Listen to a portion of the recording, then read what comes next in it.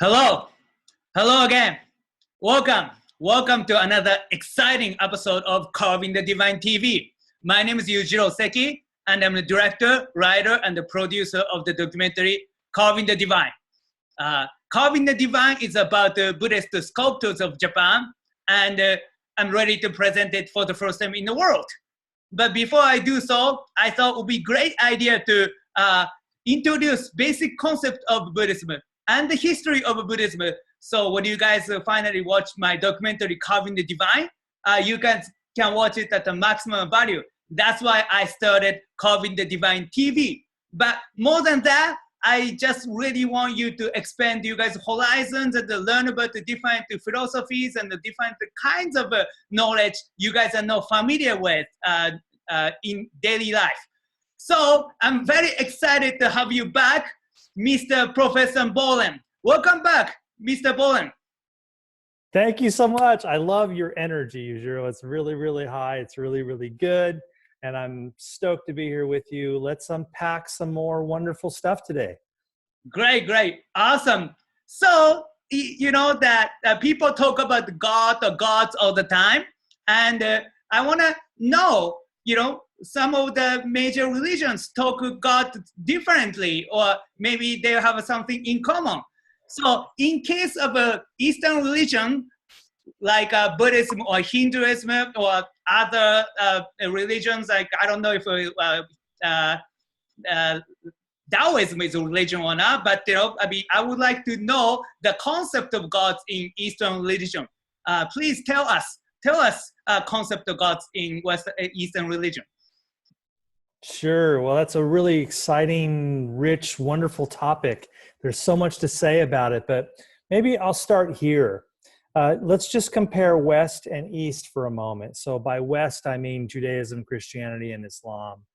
And by East, we mean Hinduism and Buddhism and all the rest. And there's a kind of an interesting difference between those two. In the West, we tend to think of God. First of all, it's monotheism. There's only one God. We tend to think of God as the highest level of reality, and everything came from God's mind, and everything that exists poured out of God. So God's the apex, the highest thing in the West. In the East, they handle it differently. Let's start with the Hindus. Out of the Vedas, we read that all of this, the cosmos, all energy, all matter, all consciousness emanated from Brahman, from the One, which isn't even a God. It's the ground of being. It's primal sacred energy from which everything pours forth, including the gods. And that's the key difference between East and West. In the West, God is at the top of the hierarchy of reality.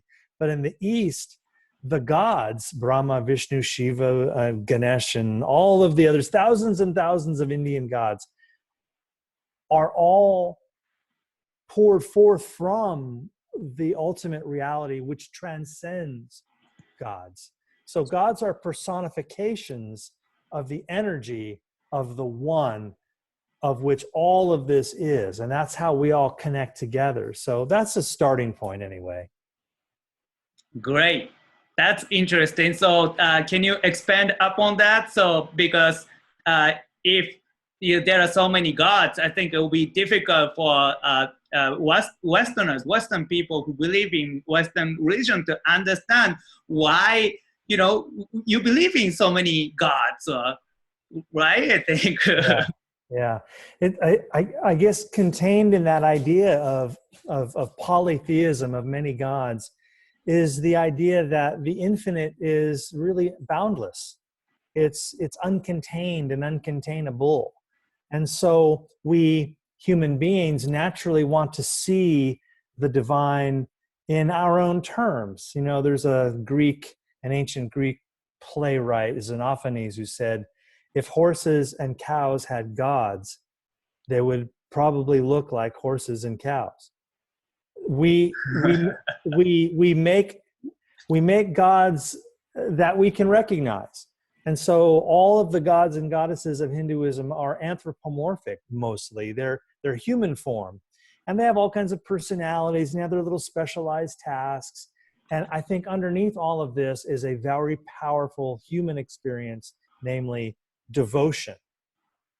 People in religions all over the world want to have an open-hearted, devotional relationship with the transcendent. You can't love a cosmic idea the way you can love a goddess or a god who cares for you, who knows you, who looks back at you, who you feel in your heart. So devotion drives this plethora of personifications of the divine. And so Hindus don't try to worship all of them. They tend to focus on a few in their own lives, in their own temple, in their own home temple.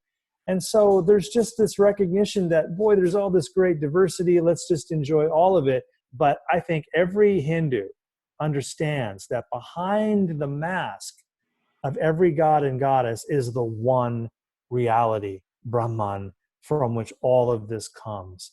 So they kind of have it both ways. It's polytheistic on one hand, but there's still underneath the surface this recognition of deep, deep unity, which includes even us.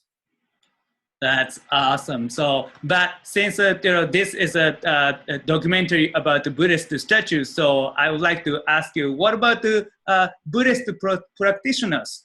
Do they think like Hindus, or they have some variations on what they believe in about God? Is a Buddha God? What tell us?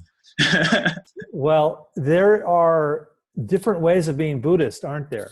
And so there are in Buddhism many devotional Buddhists. This is a predominant form of Buddhism in Japan and China and Taiwan.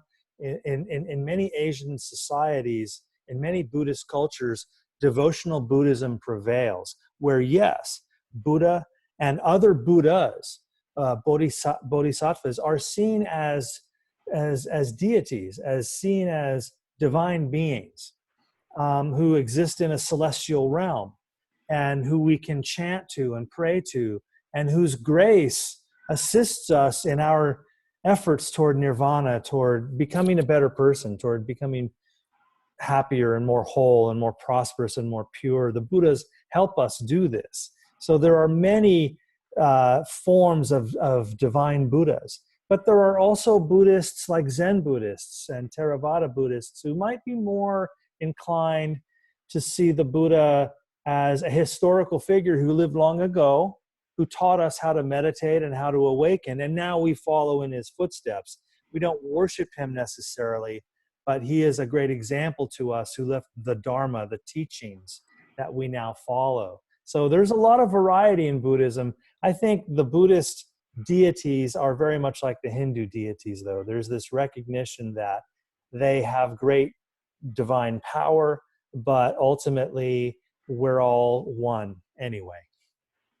Beautiful. That's a beautifully done. I think I have nothing more to say. I think people learn a lot from this episode. So thank you so much, Professor Bolland. So we want to know more about you, Mr. Bolland. So what's going on in your world? And tell us your activities so that we can follow you and learn more about this tradition and your wisdom.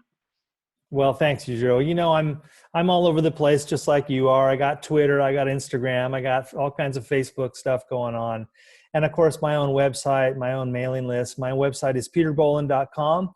And on the calendar page there, you'll see all the upcoming talks and events and links to my blog where I put all my published writing. I write columns for 2 different magazines, and they're usually about all this kind of stuff. So if this is your thing and you're watching this, so it probably is, come check out peterbolland.com and you can see other activities that I'm involved in. And it's a thrill to be here with you and to help you get this base built upon which we can launch your amazing film. That's really going to make a difference. I know it is. Oh, thank you so much. Thank you so much. So I'm very excited that you are here with us. So yeah, if you guys think this information is useful, make sure to subscribe this YouTube channel, follow me on Twitter and Instagram, and like me on my Facebook, and also subscribe my email as well, email list. So yes, that's how we do it in the 21st century. That's right. And the 22nd. 22nd, 23rd, 24th, it's coming up. So thank you so much, Professor Bolland. See you next time. Okay, thanks, Yujiro.